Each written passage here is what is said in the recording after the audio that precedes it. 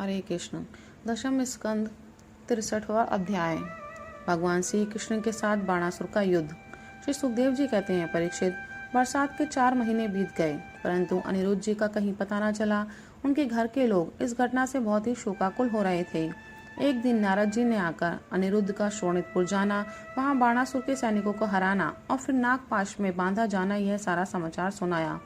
तब श्री कृष्ण को ही अपना आराध्य देव मानने वाले यदुवंशियों ने शोणितपुर पर चढ़ाई कर दी।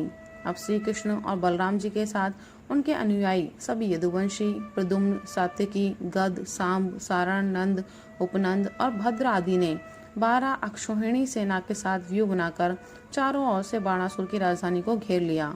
जब बाणासुर ने देखा कि यदुवंशियों की सेना नगर के उद्यान, परकोटों, बुर्जों और सिंह द्वारों को तोड़ फोड़ रही है, तब उसे बड़ा क्रोध आया और वह भी 12 अक्षौहिणी सेना लेकर नगर से निकल पड़ा। बाणासुर की ओर से साक्षात भगवान शंकर वृषभराज नंदी पर सवार होकर अपने पुत्र कार्तिकेय और गणों के साथ रणभूमि में पधारे। उन्होंने भगवान श्री कृष्ण तथा बलराम जी से युद्ध किया। परीक्षित, वह युद्ध इतना अद्भुत और घमासान हुआ कि उसे देखकर रोंगटे खड़े हो जाते थे। भगवान श्री कृष्ण से शंकर जी का और प्रद्युम्न से स्वामी कार्तिक का युद्ध हुआ। बलराम जी से कुभांड और कूपकर्ण का युद्ध हुआ। बाणासुर के पुत्र के साथ साम और स्वयं बाणासुर के साथ सात्यकी भिड़ गए। ब्रह्मा आदि बड़े बड़े देवता, ऋषि मुनि, सिद्धिचारण, गंधर्व, अप्सराएं और यक्ष विमानों पर चढ़ चढ़कर युद्ध देखने के लिए आ पहुंचे।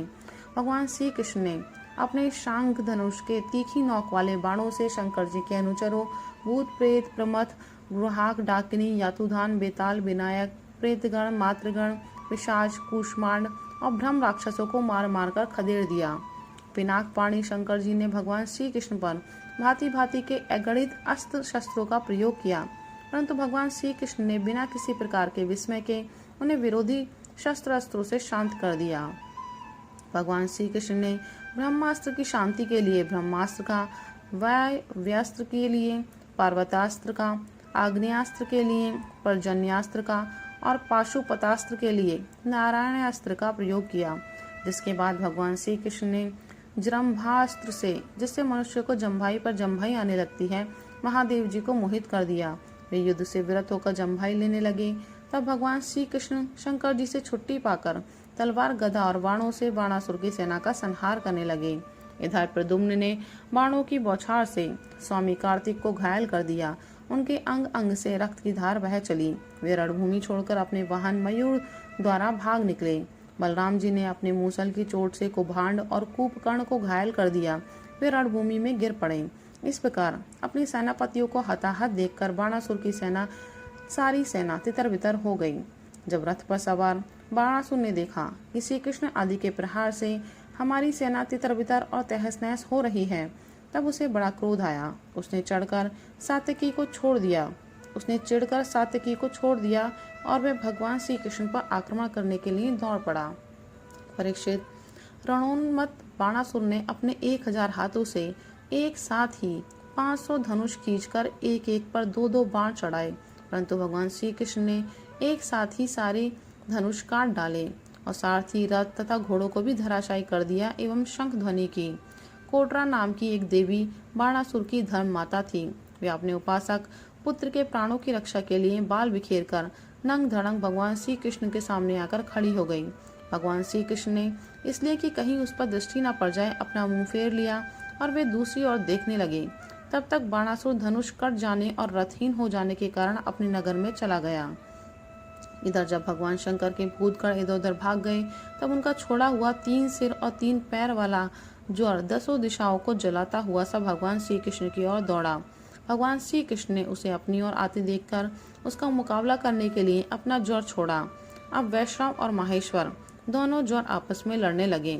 अंत में वैष्णव ज्वर के तेज से माहेश्वर ज्वर पीड़ित होकर चिल्लाने लगा और अत्यंत भयभीत हो गया। जब उसे अन्यत्र कहीं त्राण न मिला, तब वे अत्यंत नम्रता से हाथ जोड़कर शरण में लेने के लिए भगवान श्री कृष्ण से प्रार्थना करने लगा। ज्वर ने कहा, प्रभु, आपकी शक्ति अनंत है। आप ब्रह्मादि ईश्वरों के भी परम महेश्वर हैं। आप सबके आत्मा और सर्व स्वरूप हैं। आप अद्वितीय और केवल ज्ञान स्वरूप हैं। संसार की उत्पत्ति, स्थिति और संहार के कारण आप ही हैं। श्रुतियों के द्वारा आपका ही वर्णन और अनुमान किया जाता है। आप समस्त विकारों से रहित स्वयं ब्रह्म हैं। मैं आपको प्रणाम करता हूँ।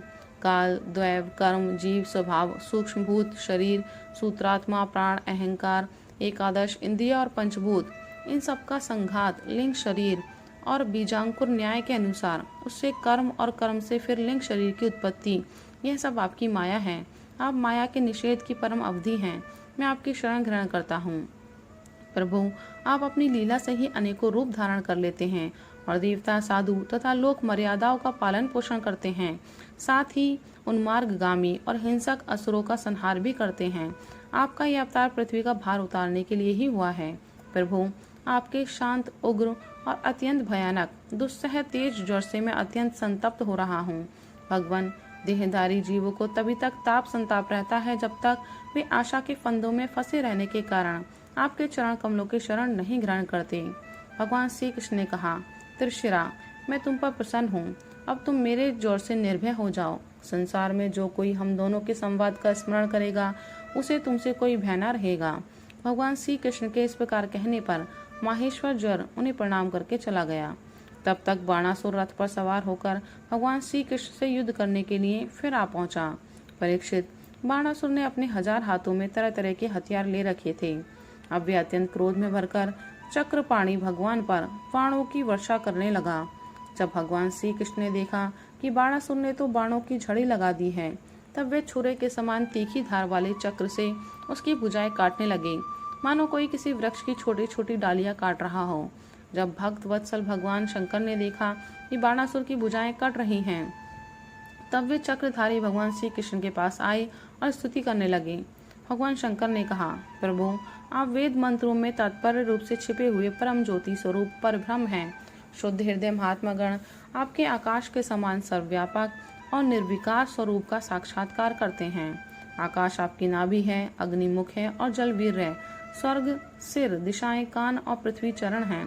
चंद्रमा मन, सूर्य नेत्र और मैं शिव आपका अहंकार हूँ। समुद्र आपका पेट है और इंद्र भुजा।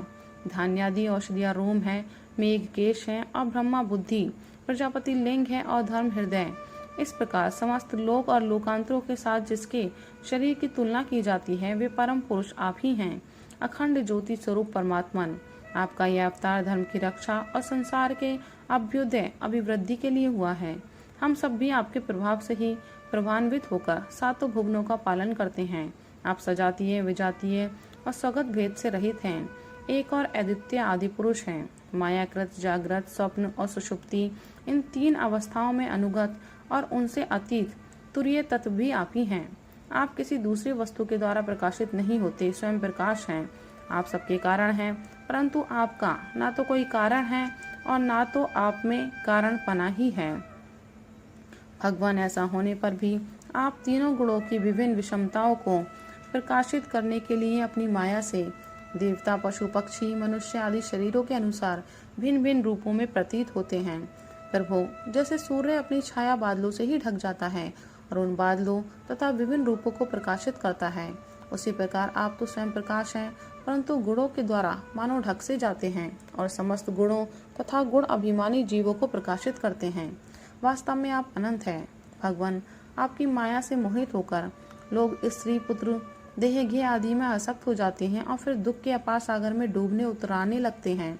संसार के मानवों को यह मनुष्य शरीर आपने अत्यंत कृपा करके दिया है। जो पुरुष इसे पाकर भी अपनी इंद्रियों को वश में नहीं करता और आपके चरण कमलों का आश्रय नहीं लेता, उसका सेवन नहीं करता, उसका जीवन अत्यंत शोचनीय है और वह स्वयं अपने आप को धोखा दे रहा है। प्रभु, आप समस्त प्राणियों के आत्मा, प्रियतम और ईश्वर हैं। जो मृत्यु का ग्रास मनुष्य आपको छोड़ देता है और अनात्म, दुख रूप एवं तुच्छ विषयों में सुख बुद्धि करके उनके पीछे भटकता है, वह इतना मूर्ख है कि अमृत को छोड़कर विष पी रहा है।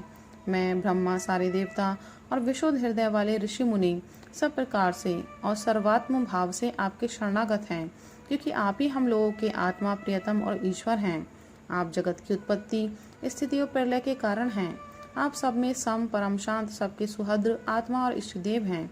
आप एक, अद्वितीय और जगत के आधार तथा अधिष्ठान हैं।